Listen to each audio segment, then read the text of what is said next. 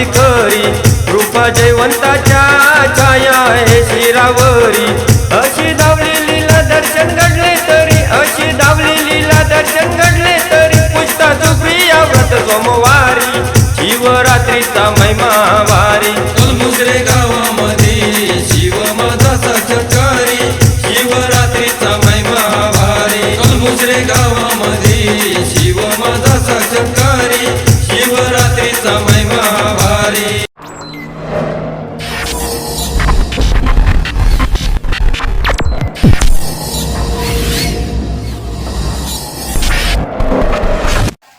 नमस्कार मित्रांनो, स्वागत करतो आपल्या समीर पाटील या यूट्यूब चॅनलवर. तर मित्रांनो, 4 सोमवार बघितला असाल सगळा कार्यक्रम.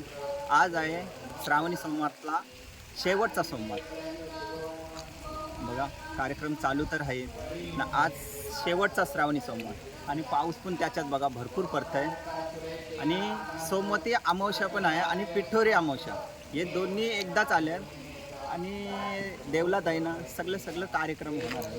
सकाळपासून बहुतेक कार्यक्रम झालेले आहेत ना. आता होत आली आहे ती संध्याकाळ. तर आज आहे शेवटचा श्रावणी सोमवार.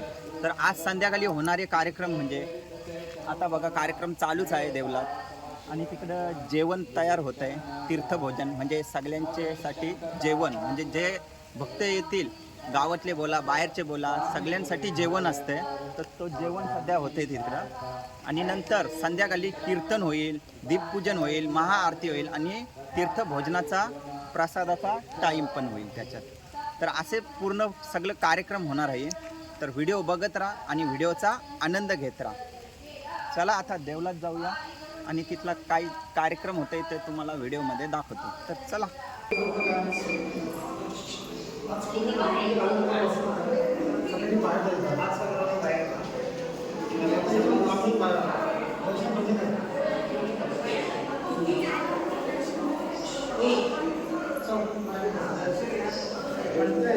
इथं शिवभक्तांसाठी तीर्थभोजनाची तयारी चालली.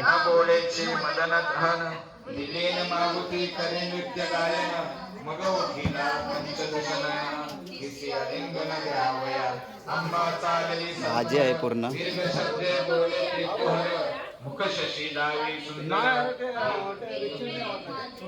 इकडं पापड.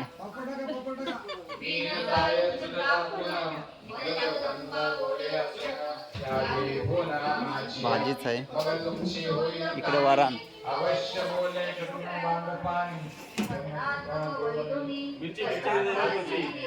इकडे मिरची आहे. आणि हे आपले आचार्य आहे, यांनीच सगळं जेवण बनवलेलं आहे.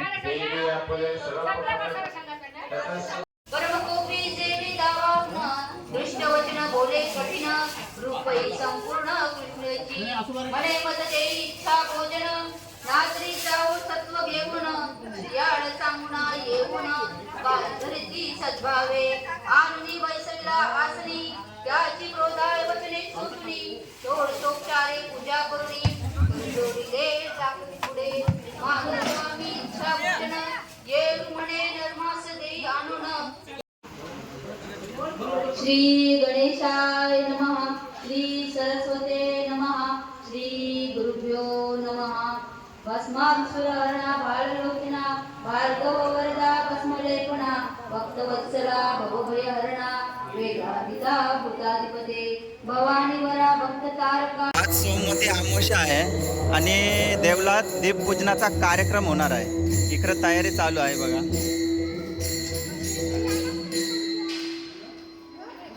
दीपपूजनासाठी बघा इथं पंत्या लावणार आहे आणि आतमध्ये पण पंत्या लावतात. या बघा लावलेलं आहे तिकडं अजून लावतात.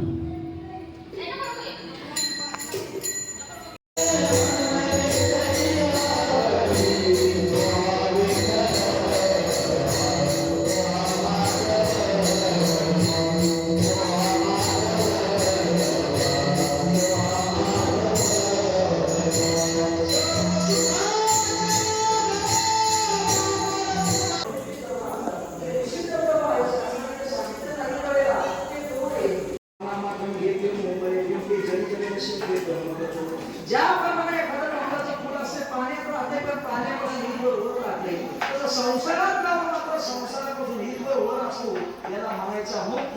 तुम्ही आम्ही संसाराला संसाराचा चित्र केला असतो सारं गाव म्हणलं की शेताला जायचं. हो सावका महाराज चला पडलेला सावका महाराज म्हणायच्या मोची माझी याची जाग माझी याची जाग शेत गाव बागाई शेत गाव बागाई आम्हा आधी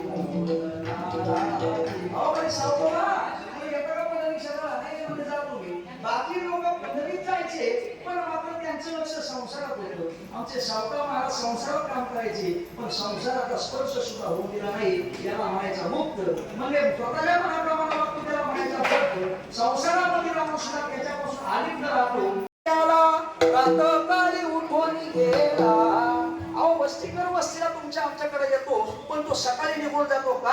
त्याला माहिती ज्या गावात थांबलो ते गाव आपलं नाही, ज्या घरात थांबलो ते घर आपलं नाही, ज्या लोकात थांबलो ते लोक आपले नाही. मग संत लोकांना माहित आहे म्हणून संत लोकांना माहित आहे जीवदेह आपला नाही, जी लोक आपली नाही म्हणून मुक्त त्यांच्या संबंधानं प्रेम धरत नाही. किंवा त्याची जर स्थिती पाहिली तर कशी असते महाराजांना वृक्षाची सावली वाटे जाता नाही घरावर ते तुले असता नाही ते घरावर प्रेम धरत नाही पत्नीवर प्रेम धरत नाही. किंवा त्यांची स्थिती कशी असते प्रज्ञाचे झाली ते वस्तू की राहली कोरुवे बैसले रुखातली. महाराज म्हणतात लक्षात घ्या तुमच्याकडे आता गावात गुरं ढोर असतील ना बैल आहे का? पण पूर्वीच्या काळी समजा आता नाहीच काही ठिकाणी पण काही ठिकाणी असतात. पूर्वीच्या काळी काय करायचे सकाळी जे गुरं ढोर असतील ते चरायला सोडून द्यायचे. ज्ञानोबा काय सांगतात मी नाही सांगत बरं का ज्ञानदेव म्हणतात पुढे सकाळी सोडून द्यायचे. पण सकाळी सोडल्यानंतर ते संध्याकाळी घरी येतात का ती जर राहतात घरी येतात का? त्यांना माहित आहे ज्या गवताच्या संबंधानं आपण ज्या चरण्याच्या संबंधात ते थांबू त्याच्यामध्ये आपल्याला रात्री धोका आहे म्हणून ते संध्याकाळी घरी येतात. आता लक्षात घ्या बरं का जसं महाराज नाथ महाराज सुद्धा म्हणतात पक्षी अंगणी उतरती पक्षी अंगणी उतरती पक्षी अंगणी उतरती